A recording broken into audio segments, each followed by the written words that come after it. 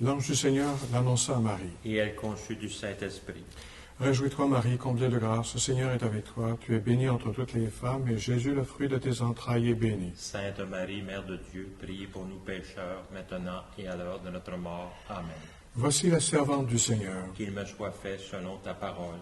Réjouis-toi, Marie, comblée de grâce, le Seigneur est avec toi. Tu es bénie entre toutes les femmes, et Jésus, le fruit de tes entrailles, est béni. Sainte Marie, Mère de Dieu, priez pour nous pécheurs, maintenant et à l'heure de notre mort. Amen. Et le Verbe se fait chair. Et il a habité parmi nous. Réjouis-toi, Marie, comblée de grâce, le Seigneur est avec toi. Tu es bénie entre toutes les femmes, et Jésus, le fruit de tes entrailles, est béni. Sainte Marie, Mère de Dieu, priez pour nous pécheurs, maintenant et à l'heure de notre mort. Amen. Prie pour nous, Sainte Mère de Dieu, Afin que nous soyons dignes des promesses de Jésus-Christ.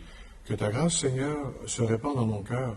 Par le message de l'ange, tu nous as fait connaître l'incarnation de ton Fils bien-aimé. Conduis-nous par sa passion et par sa croix, avec le secours de la Vierge Marie, jusqu'à la gloire de la résurrection, par ce même Jésus, le Christ, notre Seigneur. Amen.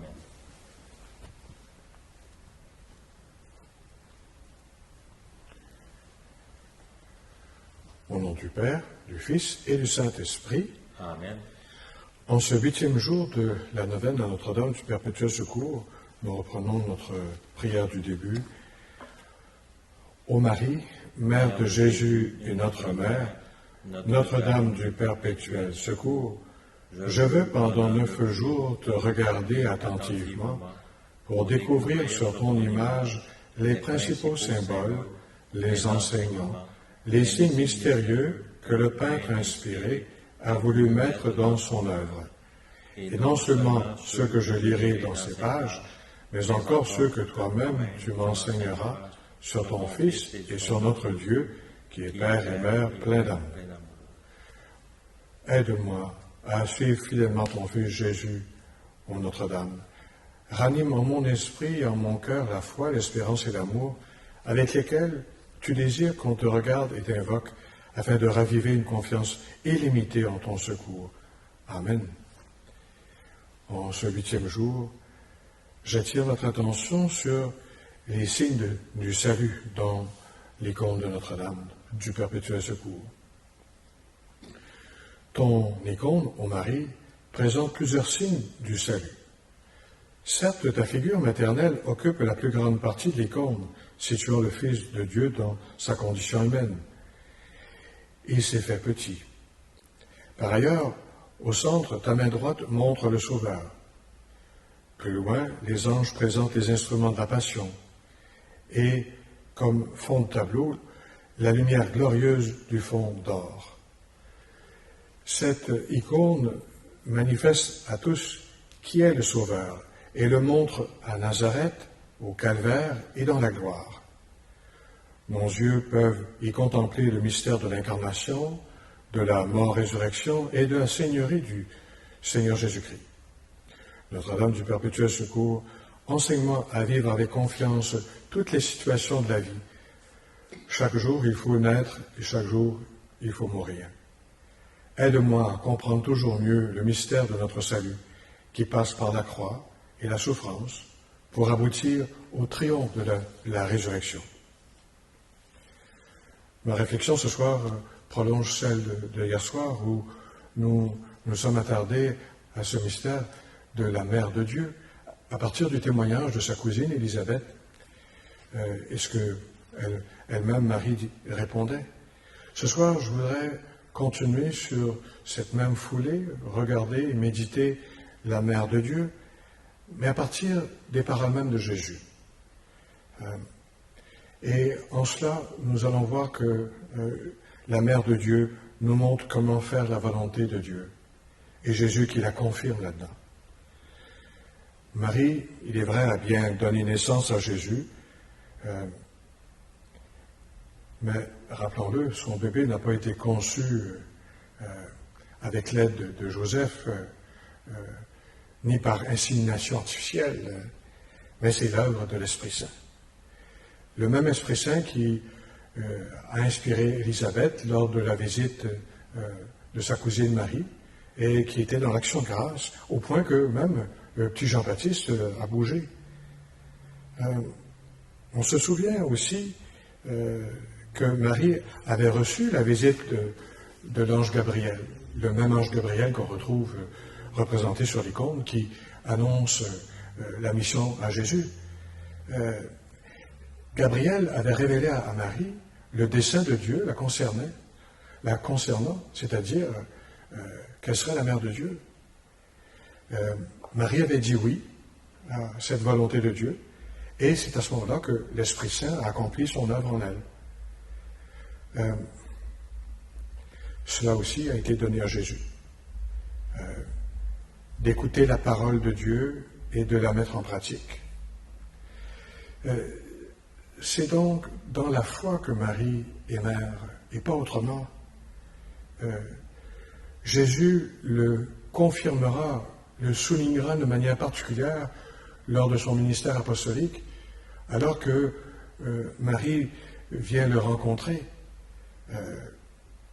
Saint Luc, par exemple, dans son chapitre 8, au verset 18 et suivant. Jésus qui dit « Faites attention à la manière dont vous écoutez, car à celui qui a, on donnera, et à celui qui n'a pas, même ce qu'il croit avoir sera enlevé. » La mère et les frères de Jésus vinrent trouver Jésus, mais ils ne pouvaient pas arriver jusqu'à lui à cause de la foule. On dit à Jésus, « Ta mère et tes frères sont là dehors, qui veulent te voir. » Et Jésus de répondre, « Écoutez bien, ma mère et mes frères sont ceux qui écoutent la parole de Dieu et la mettent en pratique. »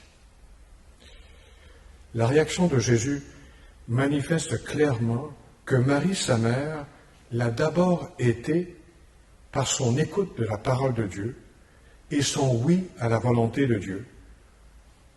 Et la manière dont elle l'a mis en pratique, c'est qu'elle a porté Jésus, l'a éduqué toute sa vie. Par le fait même, Jésus, dans son propos, donne un sens plus large à ce qu'on pourrait appeler la maternité divine. Un sens qui, bien sûr, est celui que Marie a d'abord dans sa chair, mais qui s'élargit à plus. Rappelez-vous les propos de Jésus à la croix. Voyant Marie et Jean, il dit à l'un et l'autre des paroles en commençant par s'adresser à sa mère, « Voici ton fils », puis à Jean, « Voici ta mère ». C'est encore une fois la parole de Dieu, Jésus, parole de Dieu qui parle et qui invite à passer à l'action dans la foi.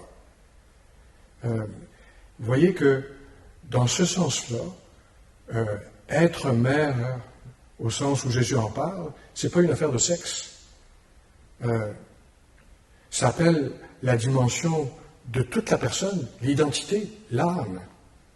Je connais un jeune religieux de ma congrégation, en odeur de sainteté, dont le procès de béatification a été introduit, qui a écrit « Mon âme est mère », au sens où, en donnant lui-même sa vie par amour à Jésus, faisant ainsi la volonté de Dieu jusqu'à sa mort, y compris dans toutes les souffrances, sa prière d'intercession, associée à la prière de toute l'Église, a fait entrer une multitude chez Dieu.